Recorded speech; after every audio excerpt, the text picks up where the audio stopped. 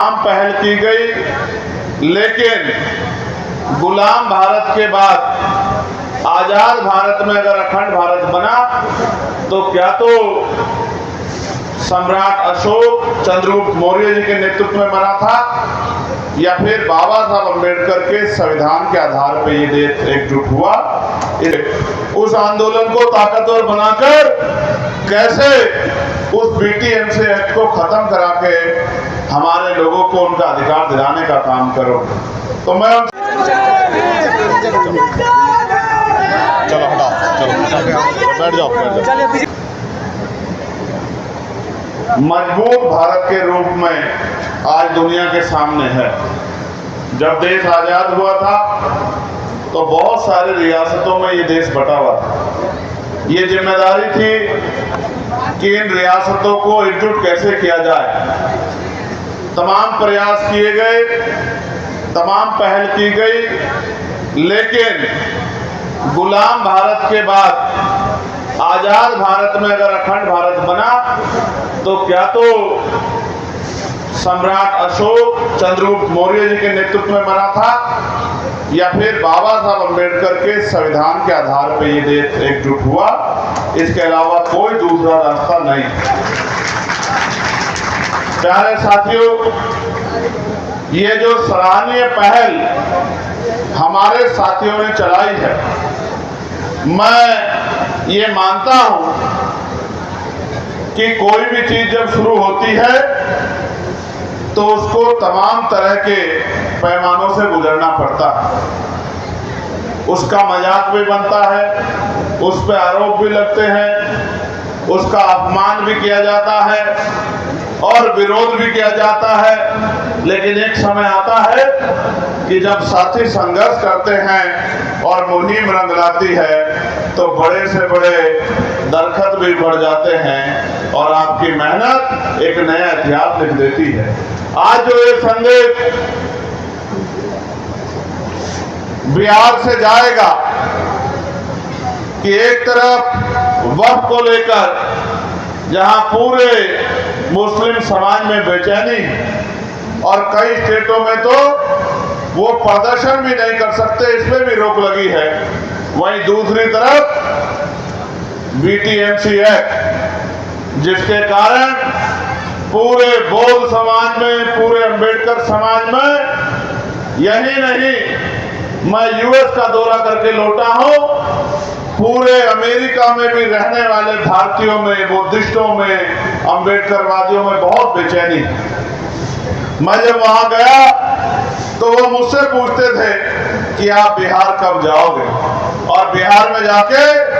उस आंदोलन को कैसे मजबूत करोगे, उस आंदोलन को ताकतवर बनाकर कैसे उस बीटीएमसी एक्ट को खत्म करा के हमारे लोगों को उनका अधिकार दिलाने का काम करोगे। तो मैं उनसे यही कहता था कि हम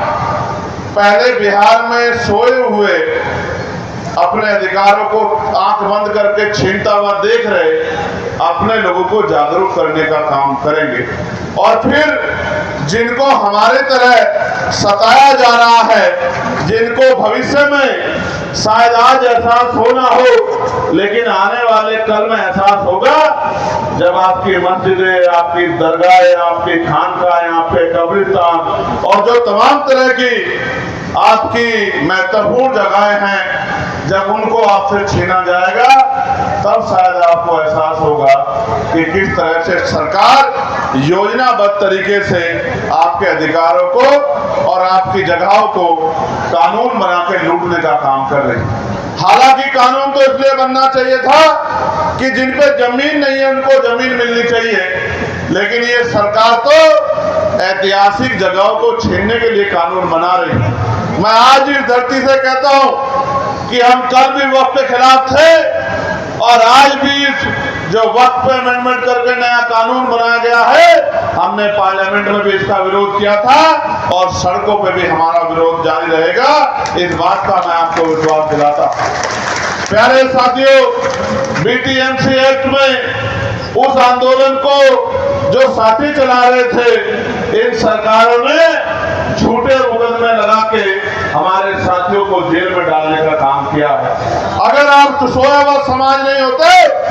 तो इस सरकार की हिम्मत नहीं पड़ती कि ये हमारे भंते साथियों को मुकदमे लगा के जेल में डाल देती। आपको क्या लगता है कि आपको ये अधिकार आसानी से मिल जाएगा? इसके लिए हमारे भंते जो समाज के अग्रणी हैं, जो धार्मिक रूप से समाज को रास्ता दिखाते हैं, वो तो आंदोलन कर रहे हैं, और जिनको आंदोलन करना चाहिए वो चैन से घर में पड़ के सो रहे हैं। इसीलिए आज बिहार के कोने कोने में जाके हमें ये अलग लगानी पड़ेगी कि अगर हमें बीटीएम से खत्म कराना है तो हमें अपनी ताकत यहाँ बढ़ानी पड़ेगी, और अपने जैसे लूटे पिटे जो लोग हैं जिनके अधिकारों को छीना जा रहा है उनका हाथ हमें पकड़ना पड़ेगा, और राजनीतिक भाईचारे से ज्यादा सामाजिक भाईचारा हम लोगों को बनाना पड़ेगा। जब हमारा सामाजिक भाईचारा मजबूत हो जाएगा तब फिर कोई हमारे अधिकारों को लूट नहीं पाएगा। किस तरह से हमारे भक्त साथी, हमारी बहनें, हमारे बच्चे, नौजवान साथी वहां बोधगया में आंदोलन चला रहे हैं, 40 डिग्री टेम्परेचर में, 44 डिग्री टेम्परेचर में, 48 डिग्री टेम्परेचर में किस तरह से वो इस आंदोलन को खींचने का काम कर रहे हैं। और भीम आर्मी के हमारे केंद्रीय नेतृत्व के साथियों ने भी पूरे बिहार में पैदल यात्रा निकालकर इस आंदोलन को गांव-गांव तक, घर-घर तक पहुंचाने का काम किया। आज भीम आर्मी के साथियों ने मुझे बताया कि हम अब तैयारी कर रहे हैं कि हम अब यात्रा शुरू करेंगे, परमानेंट आंदोलन चलाएंगे, और जब तक बीटीएमसी खत्म नहीं हो जाता, बौद्धों को उनका अधिकार नहीं मिल जाता, तब तक हम रुकने वाले नहीं। मैं उनके कार्य की, उनकी पहल की सराहना करता हूं। भाई अमर ज्योति जी के, भाई रितेश यादव जी के, भाई जौहर आजाद जी के, हमारे संतोष भाई के, तमाम साथियों के, उनके संघर्ष की मैं सराहना करता हूं। भाई अक्षय जी के, पीके आजाद जी के, मैं उनको भी कहना चाहता हूं कि उनको भी कमर कसनी चाहिए और घर घर तक ये बात पहुंचनी चाहिए कि जो बाबा साहब अम्बेडकर ने कहा था कि मांगने से भीख मिलती है,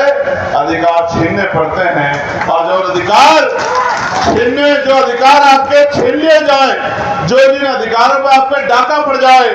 वो छीनने के लिए आपको ताकत बनानी पड़ेगी। मैं तो धन्यवाद देता हूं, इतनी बड़ी संख्या में हमारी मातृशक्ति यहाँ पहुंची है, और नौजवान साथियों ने तो